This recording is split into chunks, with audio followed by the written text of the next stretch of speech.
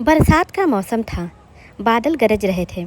सीमा मिट्टी की रसोई में गीली लकड़ियां जलाने की नाकाम कोशिश कर रही थी। चारों ओर कीचड़, रसोई में टपकती छत से पानी चूल्हे में जा रहा था। सीमा रोती हुई कहती है, हे भगवान, आज तो रोटी भी नहीं बन पाएगी। मोनू आखिर क्या खाएगा। मोनू अंदर भूख से बिलख रहा था। मोनू कहता है, माँ रोटी मिल जाएगी ना, बहुत भूख लगी है। सीमा दौड़कर मोनू को उठाती है। उसका चेहरा आंसुओं से भीगा है। सीमा कहती है, हाँ बेटा, तेरी माँ जिंदा है, रोटी ज़रूर बनेगी। लेकिन चूल्हा तो बुझ चुका था। उधर घर के भीतर बारिश का पानी इतना भर गया था कि अम्मा के पैर गलने लगे थे। अम्मा थरथराती आवाज़ में कहती है, अब तो लगता है ये बारिश हमें खा जाएगी। कब तक भीगते रहेंगे बहू। बाबूजी भी कहते हैं, हमारा बुढ़ापा तो ऐसे ही कटेगा, पर मोनू के लिए कुछ कर, वो अभी बहुत छोटा है। शिवा, जो सीमा का पति था, दिन भर मजदूरी के लिए गांव के बाहर जाता था। इन दिनों बारिश के कारण उसका काम भी बंद था। उस दिन शाम को वो भीगता हुआ लौटा, थका हारा और खाली हाथ। शिवा आते ही कहता है, आज भी कोई काम नहीं मिला। मिस्त्री ने कहा है बारिश रुकने तक सब बंद है। सीमा कहती है, घर में अन्न का एक दाना नहीं है, बच्चा भूखा है, माँ बाप बीमार है, हम क्या करें शिवा, क्या हम भीख मांगे। शिवा कहता है, भीख तो मैं मांग लूँ, पर इस मौसम में कोई भीख भी नहीं देगा। दोनों रो पड़ते हैं। भूख की रातें और टूटी उम्मीदों के साथ 3 दिन बीत जाते हैं। घर में आटा ख़त्म हो गया था, दाल ख़त्म, लकड़ियाँ भी ख़त्म हो चुकी थी।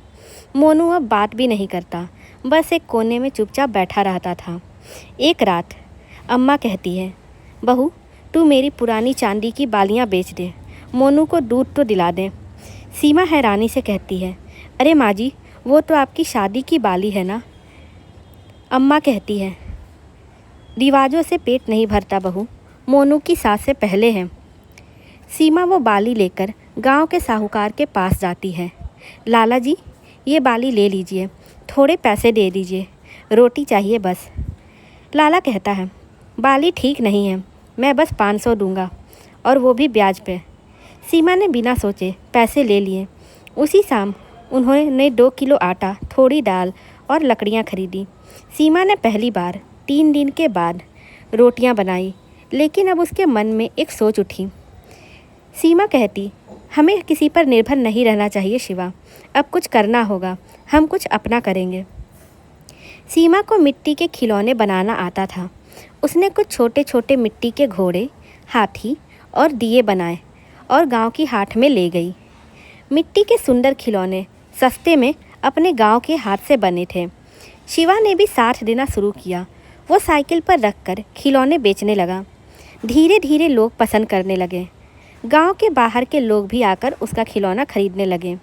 एक दिन एक एनजीओ वाली मैडम ने उनसे बल्क ऑर्डर भी मांगा।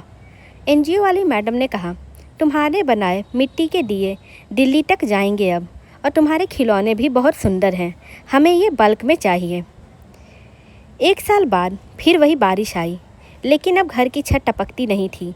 रसोई अब ईंट और सीमेंट की बनी थी। लकड़ी की जगह गैस चूल्हा था। सीमा ने गरम रोटियां बनाई। मोनू खिलखिलाकर बोला, माँ इस बार तो बारिश का मज़ा आ गया। अम्मा बाबूजी बैठकर गरम दाल चावल खा रहे थे। शिवा कहता है, सीमा तूने तो मिट्टी से सोना बना दिया। सीमा मुस्कुराकर कहती है, नहीं शिवा, भूख से बड़ा कोई गुरु नहीं होता।